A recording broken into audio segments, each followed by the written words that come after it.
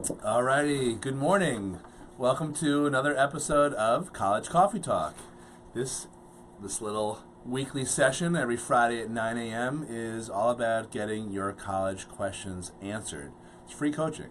I stay on for an hour or as long as anyone wants me on, no longer than an hour. And I just, whatever comes in, I try to answer. So if you're just joining us, welcome. You can please pop in the comments there, post something, say hi, and if you have a question, that's also where you put it. Stick them in comments. And I guess the backstory behind these episodes of College Coffee Talk is that although I had a thriving one-on-one free advice business in 2017, thriving, thank you very much. I mean, I don't like to brag too much, but it was huge. It was amazing. The best, biggest free advice business. It became kind of painfully obvious to me and Pearl and some of our family members that I was spending too much time doing one-on-one free advice. So I'm done with that for the most part. However, I still, of course, want to be able to help people without charging them. So the answer that we came up with about 3 weeks ago, I think this is the third session, or maybe the fourth session of College Coffee Talk, is to give out the free advice this way, every week at 9 a.m. Eastern. So while I'm waiting for people to start coming in and firing away their questions, I want to read a recent email, recent from yesterday. And it comes from a client of ours, Madeline, who says, I was just looking, and this is a recent success because right now is when we're starting to appeal financial aid awards. So if you have any questions about that, for example, today, this is a good time because I'm just getting into the weeds, and soon I'll be knee deep and then some other body part deep in the appeals world. So I was just looking at the Barnard site today and saw they changed the award for grants, free money, from the school to $9,772 instead of zero, because we appealed it. What was funny is they didn't get any email associated with it. I think they did. But anyway, well, that's great. Of course, we always want more, but this is an amazing improvement from zero. Thank you so much. We'd be getting nothing without your help and pearls. So that's actually our first, we're 1 for 1 this year in appeals. We're not going to stay batting 1,000, but it's nice. And if you got a lowball award from your college and you are just sitting there scratching your head thinking, how the hell am I going to afford things? Do they really think that we can afford this? This is crazy, whatever. You have an opportunity to go through the appeals process. And in sum and substance, what that is a lot. Many schools have their own specific forms for appeals. Some don't, but the bottom line is you have to be very clear about either some new information that they don't know about, or something that's kind of the story behind the scenes. So your income may look one way, but the reality, crazy expenses, out of the ordinary expenses, as opposed to property taxes, by the way, those might be part of the story they don't know about. They may have overvalued some assets, which was an argument that we had made on Madeline's behalf, the client who just wrote me that email yesterday. So there could be a variety of reasons, but the gist of it is, here's some new information that you don't know about, and that's how you appeal. And most colleges either have their own forms, or a few of them don't, but you complete their forms and you write up a narrative that outlines your argument, kind of like a lawyer will submit a brief to a court. And we're just starting to do that. I just finished off offering a special promo deal on our class, on our appeals class, which if you're interested in that, just send me a private message and I'll give you the link to it if you don't see it anywhere on our page. And so far 1 for 1, pretty good. I'm still waiting on another offer for another one of her children, and we'll see how that goes, or whether we're going to have to appeal that too. My guess is that we're going to have to appeal that also. So far so good. All right, so let's see who is with us this morning. I'm just going to refresh here. like I said, please feel free to pop in, enjoy your cup of joe with me. Coffee not included. Who do I see? I see a lot of people. I see Kathleen. Hello to Kathleen. Ann Fitzgerald. Castro. I see someone in some language that I can't possibly read. Okay. But yeah, we have, Carol Marcus here. Hey, Carol. Hope all's well with you.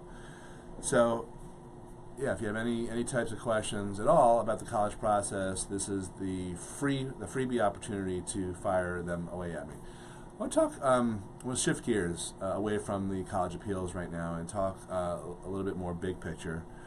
I was having a conversation yesterday with a client of mine who, let me go through the process without revealing too much about her identity.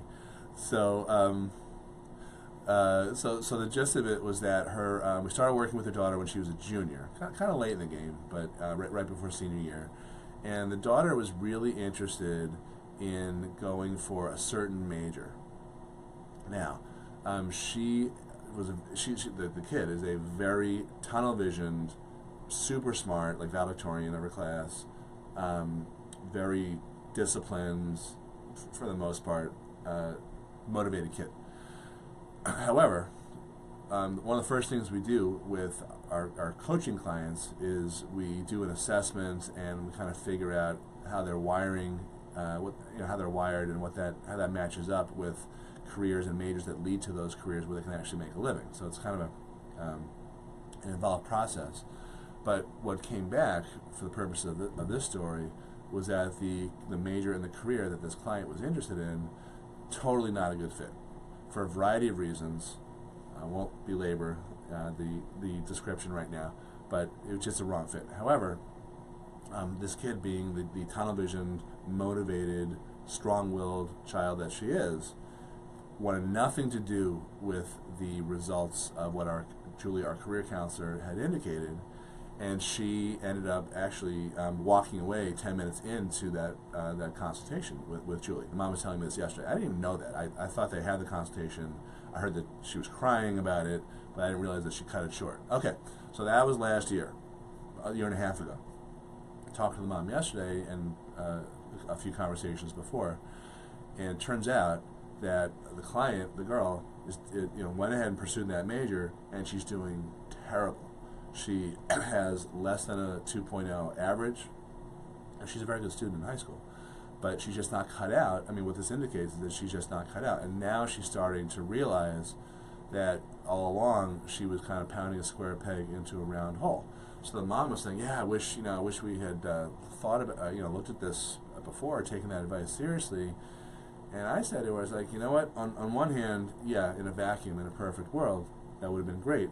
But on the other hand, that stubbornness and that drive is really a double-edged sword. On one hand, it helped your daughter accomplish what she's been able to accomplish thus far.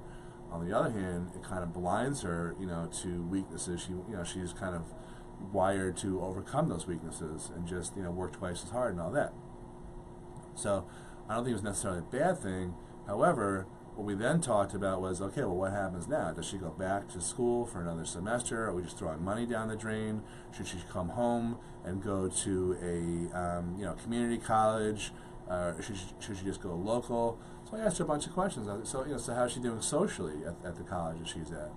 And the mom said, overall, well, something, mixed. Didn't have a good roommate situation. Like the roommate had got a boyfriend 2 weeks in to college, and apparently he slept over like every night since then. But that's just part of it. And I pointed out I have the same thing, not exactly the same thing, with my son who's a freshman in college, and he's having some issues. It hasn't been totally smooth sailing, roommate issues, but for the most part they're ironed out. It's a day-to-day thing, I think, with him. What we were getting at though in this conversation was, would it be better to leave her there for another semester with some sort of guidelines or some obligations, I guess, versus having her come home? And what I said was, you're kind of in a precarious situation now, not to tell you how to spend your money, But are you going to have her come home with a tail between her legs and no confidence, and kind of make her feel very, very bummed out for months or longer? Or can we put some support in place for her when she goes back to school? And the mom, very smartly, had already done 3 or 4 things, including, got aggressive with the academic advisor, and a few other things. Got her some support because she has some learning issues and needs some services. And ultimately, I think that is, the decision that is going to be made. I'm going to be meeting with them in a day or so. But it's really what's going to happen is, as a family, as an honorary family member, of course, anointing myself, we're going to be laying it out on the line for the daughter, who knows this anyway, and she's heard it a lot from mom and dad, but not from an outsider. That, look, here it is. It's make or break time. You've got to do all the right things in order to pull your grades way up. They can't be anywhere near what they are right now, and that means checking in with your advisor. They have sessions booked 1.5 hours each every 2 weeks, and a host of other things. And these are things that you must do so that you don't end up failing classes or getting overwhelmed or not just sabotaging yourself, I guess. So it's really about learning how to self-manage and advocate for yourself and adjust. So I think what's going to happen is she's going to have one more bite at the apple, and we're going to need to see some improvements pretty quick, because like most schools, what happens is if you go back for a couple of weeks and withdraw, you get 100% of your tuition back. But then if it's another 2 weeks, it's like 50%, and then it drops precipitously after that. So financially, which is not the main concern, but it's certainly a lot of money we're talking about, you've got to kind of decide pretty quick. I'm not so sure if those decisions can happen in that time frame, which is something else we're going to explore, because she may not get real measurable feedback until March or April. But whatever, she's on a short leash at this point. So the lesson, I think, for younger kids, if you have someone who's a junior or younger, or actually a senior and still waiting to hear back from colleges and figuring out where to go, is you don't want to be set up for failure. You want to set yourself up for success. And there's a fine line between just working your butt off and gritting your teeth and going old-fashioned blocking and tackling versus pounding a square peg into a round hole where you in a place where you don't belong. And there's no easy answer to figure out which way to go. But I think there needs to be overall more of a sense of urgency for kids going into college with that type of game plan. And again, it happened to my own son too. So it's one of these easier said than done things. I think he's going to be okay, but I'm not sure. All right, let's see who's here. Amy Salvatore, Holly, Carol. All right, good. So if you're just joining us, I see we have about 18 people right now. A nice crowd on a snowy, no school Friday. I don't know why we didn't have school today here in Long Island. But if you have any questions about the college process, about how to appeal an award, about test prep, we're starting up a couple of classes in our new office in Glenwood Landing. We're going to be offering an ACT class, ACT prep class, because, let's see, that test is coming up on February 10th, a little bit less than a month from now. That's the next ACT. And then the next SAT is March 10th. So we're going to be offering classes primarily on the weekends with our tutor, Marissa, who has gotten tremendous feedback. She's been working with our clients for more than a year, and mutual clients of ours for a couple of years that I know of. And she's great. So she's going to be both working with kids one-on-one, but also gearing up for these classes. And I'll have a couple of announcements coming up for next week is when we start. We're going to be doing a free diagnostic. We're also going to be doing an open house. That's Saturday the 12th. And then we're going to be starting with the diagnostics on the 13th at Sunday, and then pretty much every weekend, maybe for the rest of time. Who knows? All right. So, questions. I don't see any questions. That means you guys know everything there is to know about college planning. I would prefer that you ask me any questions, just because no one needs to hear me grandstand like this. My voice is fading. I'm getting over an annoying cold. So, not that answering questions involves. I'm still going to speak when I answer questions. I may throw in an interpretive dance if the mood strikes me. Is that possible? No. All right. See some stuff coming in. All right. Hello, Annie. Son is heading to auditioning for music ed this week. Private music instructor is a straight shooter, tells him plain and simple, more or less, he needs work to get in these schools, don't know what to do. Does he take this advice as gold, go undecided, or press on and give it a shot at auditioning? If anything, for the experience. The private guy is a retired music teacher. He's done, seems to know a lot, but yeah, that's a tough question.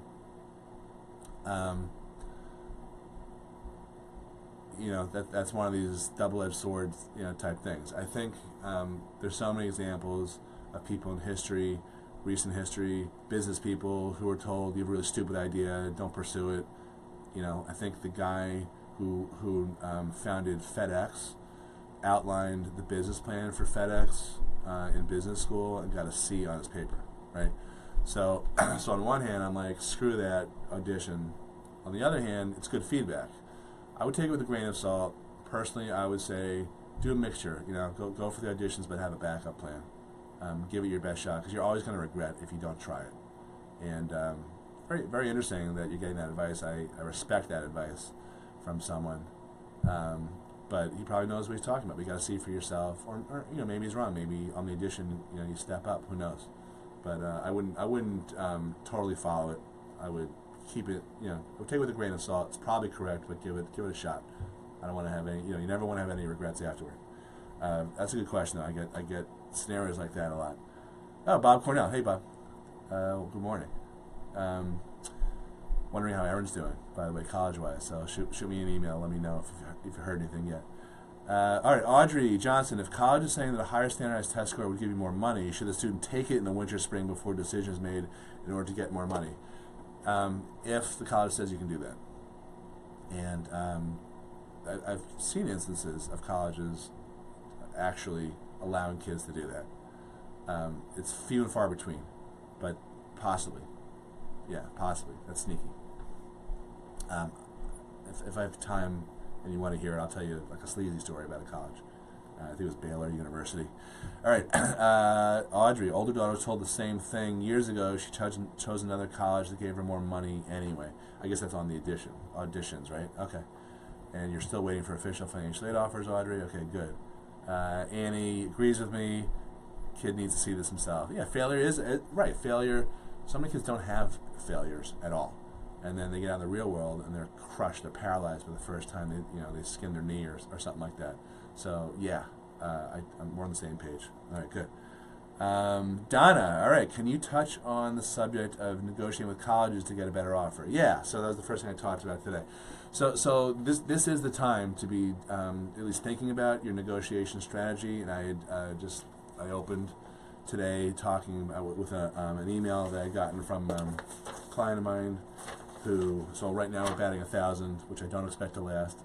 But she'd gone from $0 to $9,772 per year, is what she said. I mean, I think it is going to be per year. So she went from 0 to close to $40,000. That's not bad, right?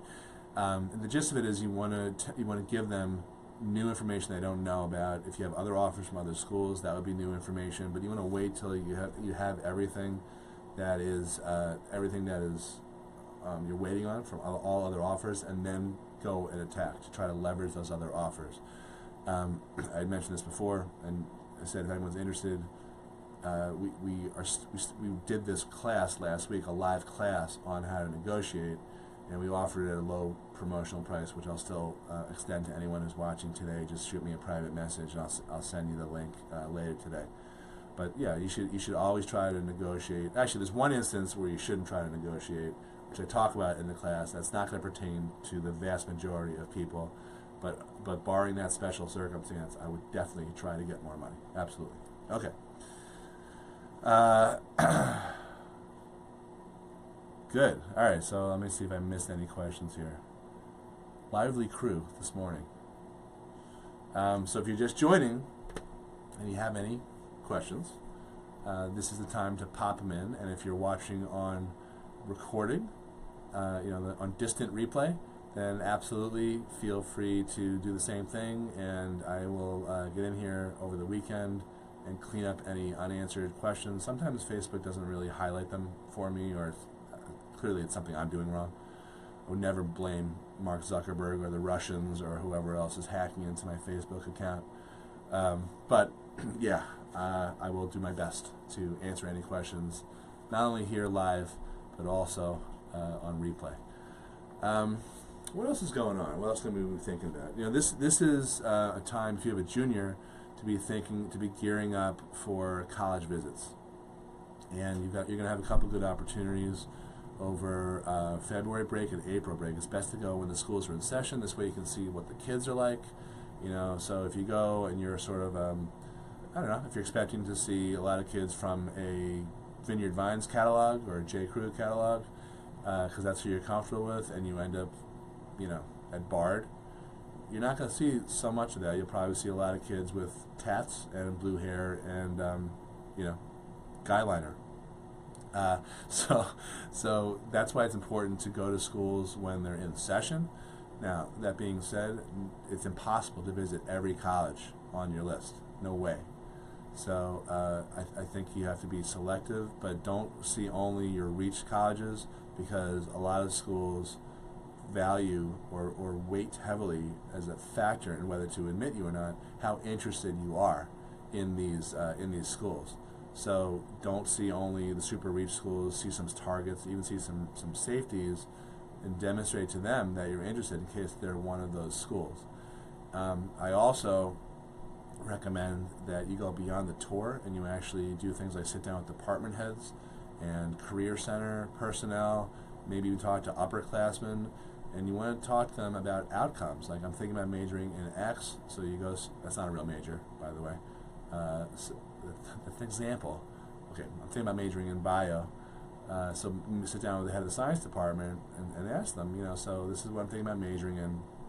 Tell me a little bit about the kids who graduated with this major last year, like, where did they go, who did the best in terms of outcomes, successful outcomes, who did the worst, how can I avoid their mistakes, what advice would you give me, et cetera, et cetera, et cetera. That's going to be a lot more valuable to you than, than a college tour where they're like, okay, here's the $40 million aquatic facility, here's the science building, here's the blue lights, they're very responsive here, in case you feel threatened. I mean, the tours blend in. That's the dirty little secret. They're sort of all the same. The info sessions and the tours, they're sales pitches. Great, do them. They're important, but don't stop there. Okay. I see some more activities coming in here.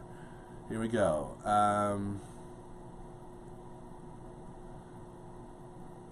Okay. Carol, on the subject of negotiating a better offer, are there some schools that just will not negotiate? Yeah, absolutely, yeah. Well, there's some schools that say that, right? And sometimes it's true, sometimes it's not.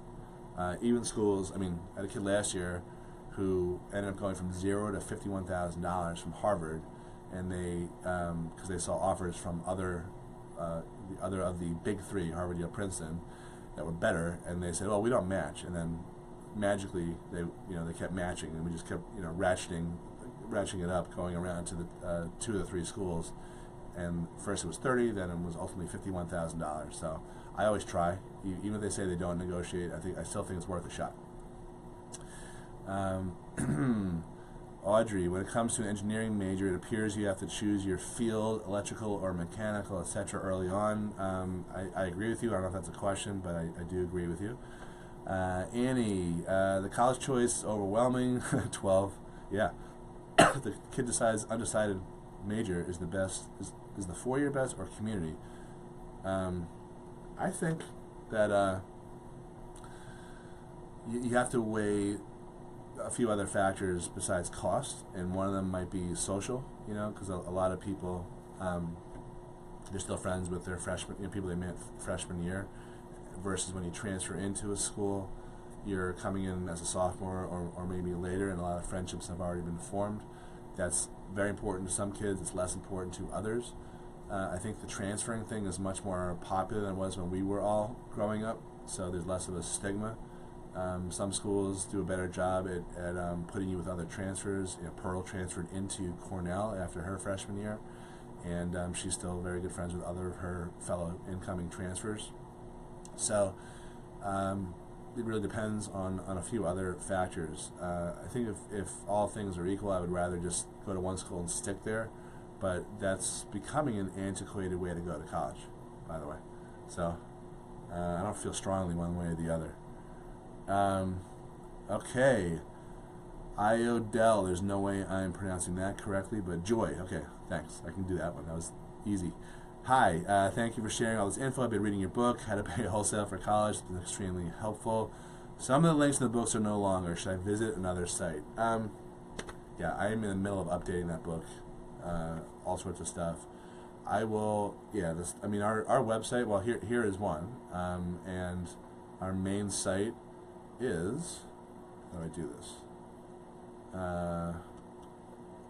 Put it down here. It's lockwoodcollegeprep.com.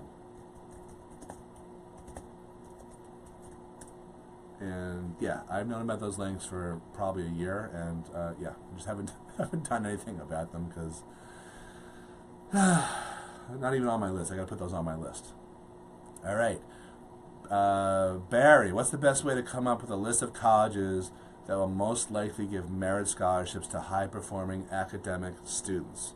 I can give you a general lay of the land answer, but it's really a specific question because the way we pick colleges has to do with what kids are going to major in and all sorts of stuff like that, how they're wired, where they can actually make a living.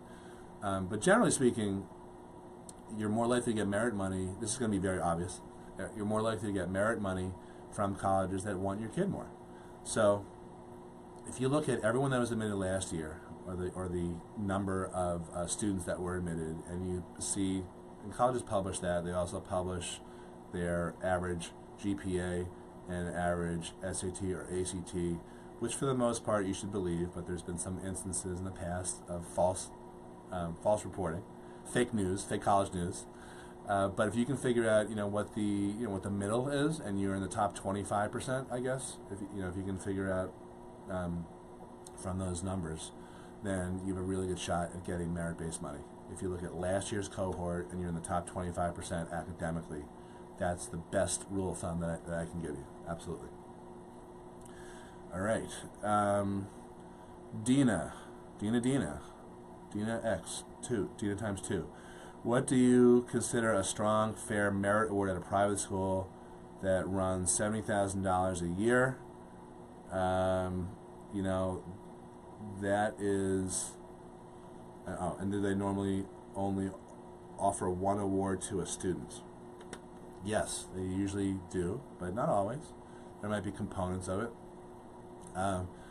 Fair is, there's no fair answer, fair number. I mean, I've seen people get damn near full rides, and I've seen people get $10,000 to $15,000 per year. So, a lot of schools will publish, their guidelines. The presidential scholarship is worth, $35,000 a year, and it's generally awarded to kids with GPAs of this or in the top X of their class, and blah blah blah. You sort of have to look at what they have to say about each of their scholarships. So it varies. It really varies, and there's stuff you can't control. Like you can't control who else is applying, what their criteria, what their qualifications are, things like that. So, but very interesting question. I think a lot of people had that question. All right, Paige. What are benefits to having your student take college classes in high school in order to enter as a transfer student rather than an incoming freshman? Well, the benefits are, of course, cost. And if you can, end up attending a college that takes those credits, which is not necessarily a given, then, yeah, that's a big, it's really two things. It can definitely help with money, but it also helps demonstrate to the college that your kid excels at college level work, which is a big deal, and it helps you get in if you're taking college level courses in high school. So there's really two benefits to that. And then I guess bragging rights. You can create your own bumper sticker. My high schooler takes college courses. I'm going to come up with that bumper sticker. Look for that on eBay. Audrey, it seems students have to lock in so early. Advice on how the student can really determine their niche. Jobs they see now may not even be around in a few years. Jobs that don't exist now may be around later. The issue is that one college is one major on one suburban campus with dorms at a distance, while the other major she's interested in is in the city with dorms a little closer. Yeah, those are few different issues. Yeah, that's the thing about college and being prepared. You know, all these. I'm in the middle of reading a book that discusses a lot of that stuff. I'm always reading books that discuss a lot of that stuff, and yeah, it's very interesting to see, like, you know, how long it took for who was it, for Kodak to become a $1 billion company. It was like 100 years, whereas it took Instagram like 2 years. You know, so we're in the early stages, I believe, of this crazy revolution of innovation and, you know, all kinds of stuff that are going to create new opportunities and jobs, and they're going to also displace or disrupt a lot of, you know, current traditional jobs. And that was something that Pearl and I were actually talking about privately this morning before I started begging her to appear today with me again, like I do every Friday. And she's just all comfy. It's a snow day, so she wasn't really into it. But the gist of it is, to me, it's less about the college you attend. It's more about understanding that whatever you do, wherever you go, you're going to have to be a lifetime learner. You've got to be constantly sharpening the saw, learning, you know, getting better at what you're doing, but also learning new skills. And the skills that I believe are going to be, and I'm probably going to do a webinar on this too, because I feel like I have to spit a lot of this out. The skills that are going to be really important going forward are, you know, they're important right now. It's the ability to be, you know, kind of creative and synthesize different ideas, to persuade, to communicate, you know, which is a form of persuasion, I guess. That type of stuff.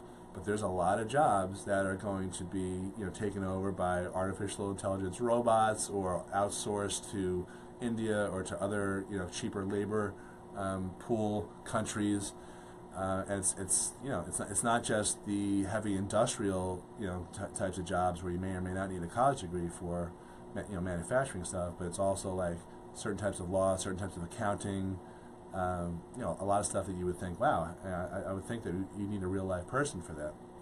So there's also going to be a blend. You know, there's going to be a blend of people at the supervisory creative level managing some of the you know, robotic or lower level, you know, type stuff. So, but being able to think critically and communicate, you know, being articulate, that type of stuff, those are all very valuable skills. So, like, law may be not going away, but they have, you know, artificial intelligence like Watson. Have you guys heard about how Watson, you know, that's the IBM artificial intelligence, Watson won on Jeopardy a couple of years ago.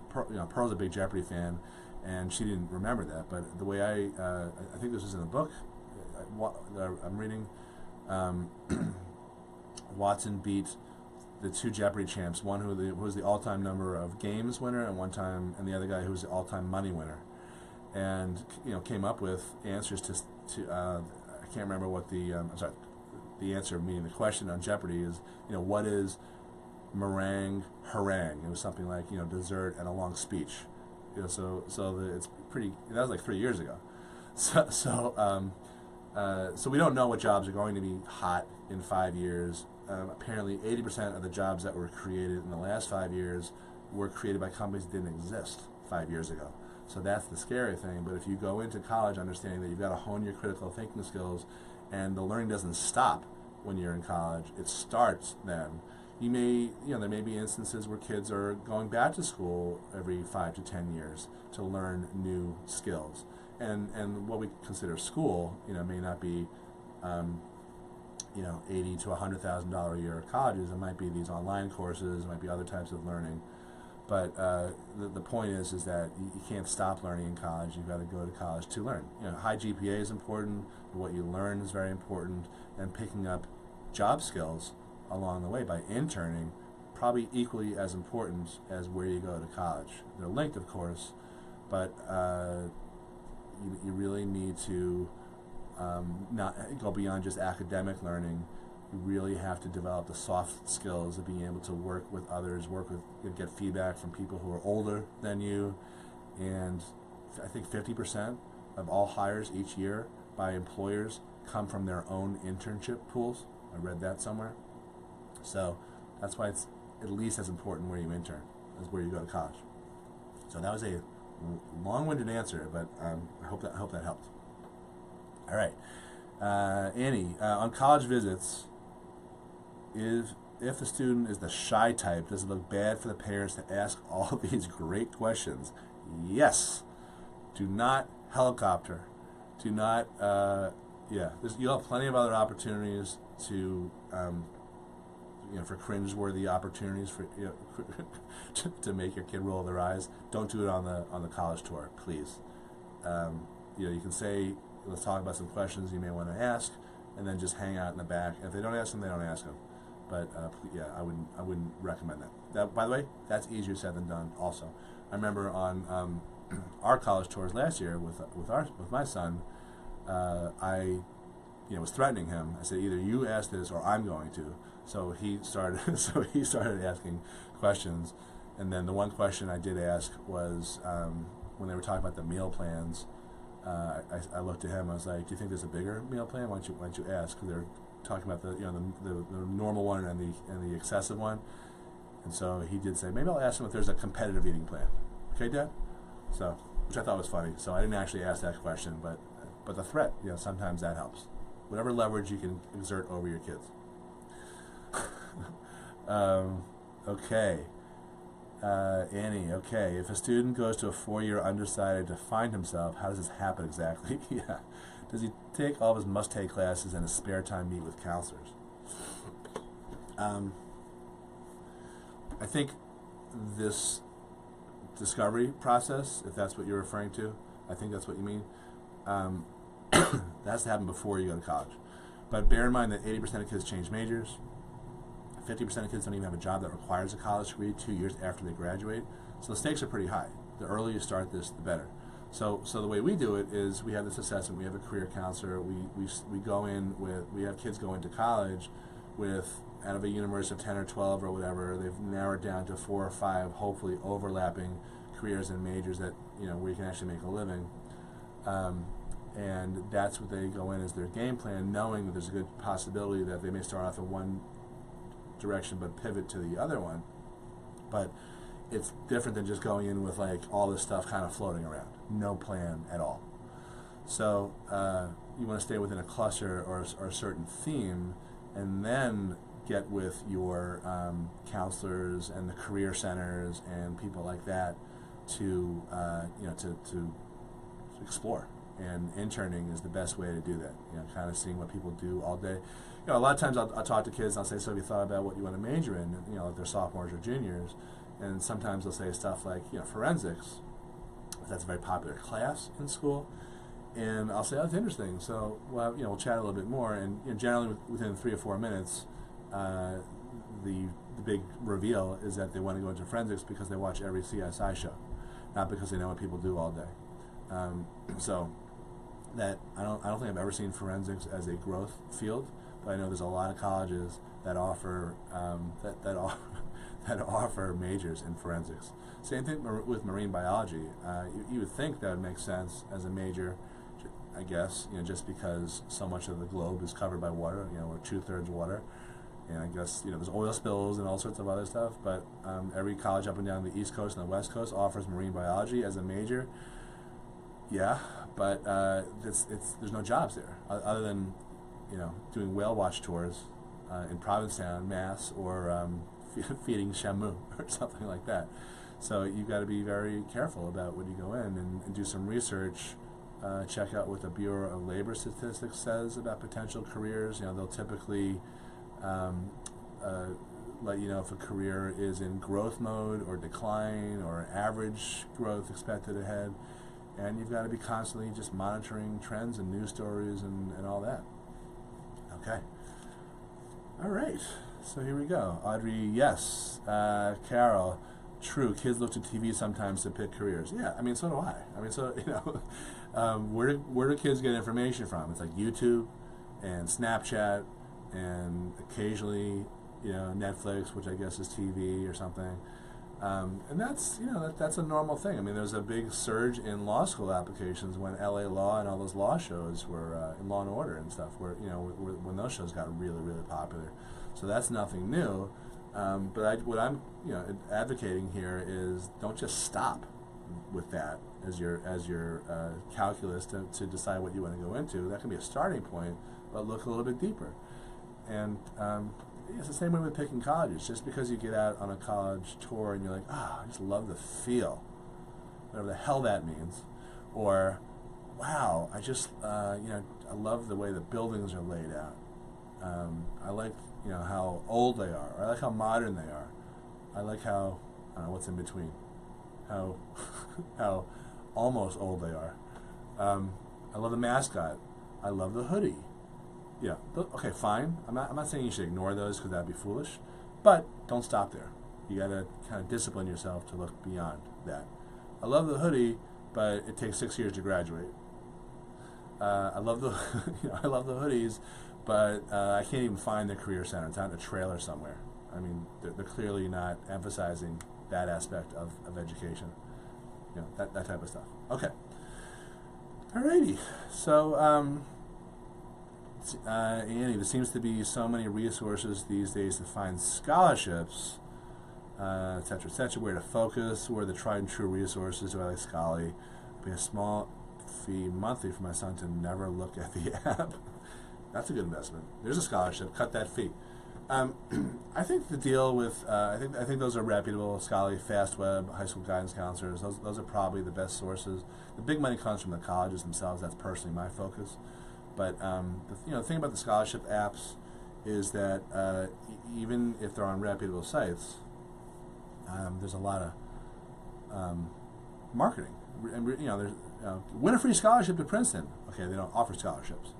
So what a lot of these sites are just ways to gather your information and then enter you into fake contests and then market more stuff for you, to you for years. So I think there is value in those sites, but you really have to don't underestimate the amount of time and the amount of crap that you're going to have to weed through. It's like a rabbit hole that you go down. I personally don't do that at all for my clients. I refer people to a person that I know, Ashley, who is great with not only researching but coaching kids through the process. If you're interested in that, private message me, and I will introduce you guys to each other, and you can talk and see if you're a good fit. A lot of times the scholarships are great, not just for academics, but really more for extracurriculars and volunteering and things like that. So if you have a fair amount of that in your background, there's probably money out there for you. It might be $500, or it could be $20,000.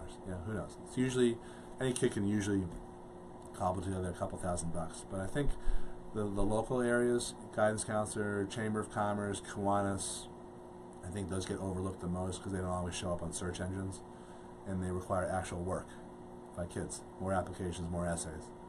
So those are my 2 cents on on scholarships. All right, good. Some more questions here. Lisa, I have a junior and need to move forward with a college search major. How much can we expect a child to do independently? Still waiting. I'm going to guess that you have a boy. I'm just playing the odds. Generally, boys wake up. Actually, let me know if you have a boy, or if you're talking about a boy or a girl. There's no one answer to that. We have 4 kids. We refer to our oldest son, who's in college now, as the worst walking advertisement for our business. He was one of those late starting kids. Smart kid, other redeeming qualities, not the hardest working academic guy. A little bit of self-sabotage. The other kids are a mix. Our 2 girls, 7th grade and 9th grade. My 9th grader's been looking at colleges for at least a year, mostly to put down her older brother when he was getting into schools, and she'd be like, on her phone, she'd be like, they accept 73%. I would never go there. I don't know if that counts as college research, but it made me laugh. So it's got that going for it. Yeah. So I think the thing is that as difficult as this sounds, you can't want it more than your kids, and you can't push them to something. You've got to pull them. So I find a lot when I am working with kids, and I never take on kids. I screen them first, and if they're not motivated enough to take advice, if they're not coachable, I tell them we're not a good fit. But what I find a lot is that when I do work with kids, I may be saying the exact same stuff that mom or dad says, except I'm not mom or dad. I don't have the 15, 16 years of emotional baggage. I don't carry the same with them at least. So sometimes just listening to an independent third party who's not mom or dad will be more effective, even if it's the same advice. Sometimes I have these jokes sometimes with my clients. I'm like, okay, tell me what you want me to say. You're the puppeteer, I'm the marionette. And I'll just spit it out to them. Okay, because we're meeting in 10 minutes. Quick. That being said, I think that sometimes when you go through the exercise, I don't know if you were on this episode earlier today, when I was talking about thinking about not so much the 4 years of college, but the 40 years after, the career stuff, and then backing into a college list. That's our approach. Sometimes just the act of thinking about what they're wired for and what they could do next and getting turned on to different careers, sometimes that triggers something, and then they say, oh, okay, well, if I really want to become a doctor or a Wall Street guy or something, then this is what I need to do to get into these types of colleges. Okay, now it's starting to make sense. Because I think a lot of times when kids aren't motivated, they just don't see the point. And I was kind of like that, when I was growing up. I was an okay student, but there's a lot of stuff I was like, why am I studying this? I don't need to take calculus. So I can relate to that a lot.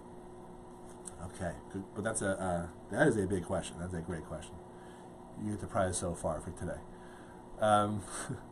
Audrey, what do you? Oh, Elisa, confirming yes, it's a boy. Yeah, psychic. All right. Audrey, what do you know about engineering colleges that are listed as institutes of technology versus private colleges versus public colleges? Private colleges definitely appear to be more challenging to enter versus the institutes of technology and experience. Yeah, we have a lot of experience with that. And,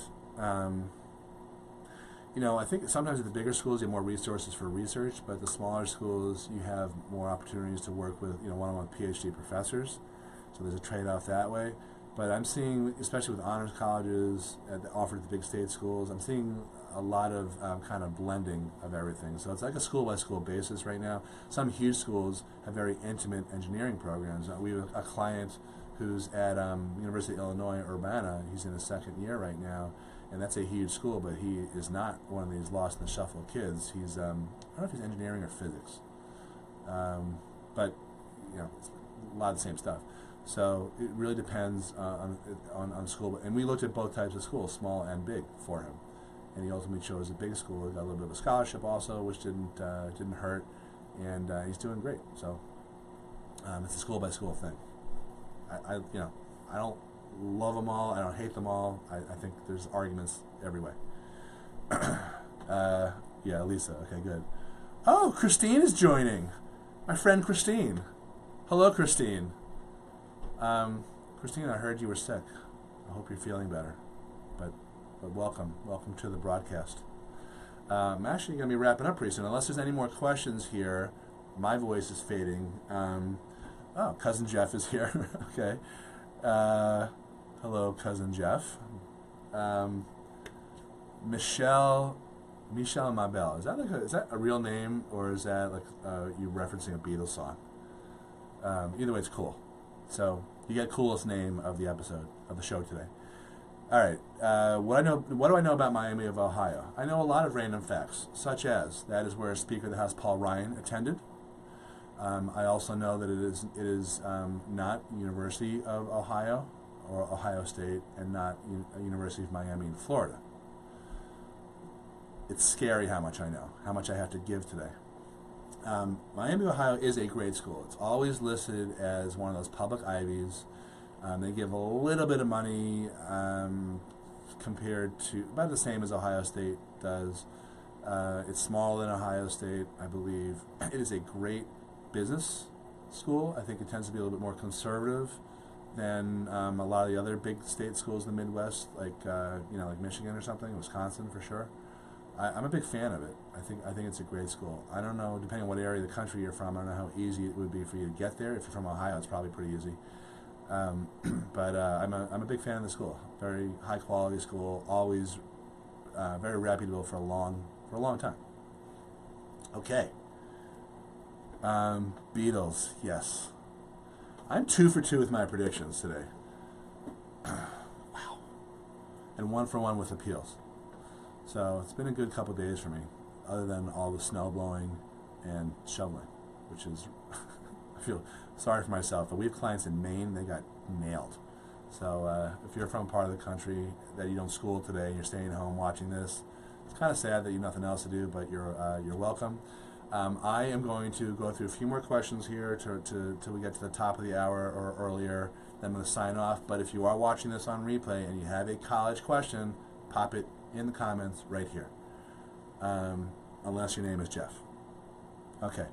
Deanna, if I sign up for your webinar that played earlier this week, you get access to your appeal letters. Yeah, private message me. I'll send you the link. It's a course. Yeah, the webinar is really one part of the course. And actually, the webinar, there's a part in there where I tried to live in real time without a safety net. I tried to calculate what a fair award would be by plugging in formulas and stuff, and it didn't really work that well. So I redid that section of it. So it's the webinar. It's a little 4-minute bonus little webinar about the part that I screwed up. And then there's all sorts of other stuff. There's a little spreadsheet you can use to calculate whether you got a fair award or not. There's 5 or 6 or 7 sample appeal letters. And I will extend the opportunity that I offered everyone on Wednesday. If you want me to eyeball your actual letter of appeal before you send it, and I just started getting a few of those, then I'll be happy to try to punch it up and improve it any way possible. Okay, and I'll honor the promotional price. Okay, what else? Karen, is there a list of direct admit nursing programs? That's a good question. I haven't come across one off the top of my head. I assume you tried Googling it already. I am not so sold necessarily on those programs for everyone. Just the same way I feel like people who get locked into engineering or other programs, sometimes they do so without thinking through everything, and then they find out that it's very hard for them to get out. So that's just my 2 cents on that. So be careful. Ultimately, in your ultimate mix of schools, I'd make sure that you had both direct admit and non-direct admit nursing programs. Again, 80% of kids change majors, so I'm just playing the odds here. And then ultimately, once you get in and to these schools and all the cards get dealt to you, then you can make a decision. And the commitment or the decision about whether to go into nursing or not, that is probably going to waver several times between now and when you get in. So that's even more of a reason to make sure you have a broad range of options. So not only direct admit schools, but yeah, I don't know off the top of my head if there is one, and nursing happens to be a pretty fast-growing field also, just because the demographics as we age, there's a lot of opinion that that's going to be a very good field to go into. So a lot of colleges are scrambling to try to beef up their program. So what may have been an accurate list, a couple of years ago, no longer is accurate. So I would Google it. You got to do your own research. It might be tedious, but I don't know anything off the top of my head. Now I'm going to want to know. So if you find something out, let me know. I'm going to probably do my own research too if I can. All right, some more last-minute questions here. We got 4 minutes left. Tina Miller, I had a private college tell me they don't do appeals. What can I do? If they really don't do appeals, then you're stuck. I would like to know more about that. I always try. I find a lot of times if they want a kid badly enough, they will listen to your appeal. If you have new information that they don't know about, I would still appeal. So I mean, what's the worst that can happen, right? But yeah, that's not very encouraging, I'll tell you that. Annie, are Parent Plus loans paid after graduation or during? The interest accrues right away. So there are different plans. You can certainly not pay the interest, but it's going to accrue. So my advice is to try to knock off as much as you can, whenever you can, because the rates are pretty, they're on the high side. Dina, you're welcome. She says, thank you for your information. You're very helpful. I appreciate that. Thank you. Karen Grant, and state nursing pass rates. Yeah, that's very important. Yeah, I think you have to look at the career centers at each college, and they should give you that information about how well their nursing students do passing their nursing exams. So that's a school-by-school thing as far as I know. Tina Miller, for grad school, my other child is starting to look for law schools. Will these programs have an appeal process? Will she get more in her FAFSA since she won't be under us as parents anymore, since she'll be 21 and have no real career still?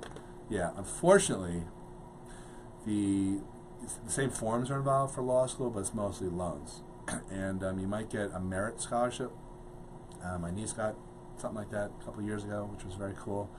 But in general, it's very hard to get free money from colleges. And yes, for the most part, most colleges consider grad students to be independent, just by virtue of going to grad school, although Pearl tells me that some schools, I'm guessing it's more like the private schools, will still buy the argument that a kid going to grad school is dependent.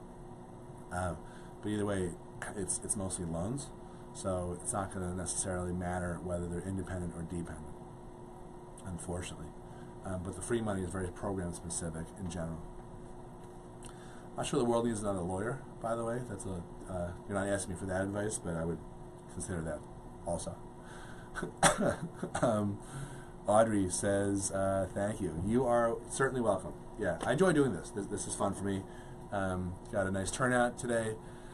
I am going to sign off now, but again, if you have any questions, and you're okay, with me publishing those questions publicly, pop them in here. If you have private questions, like I alluded to here, you can just private message me.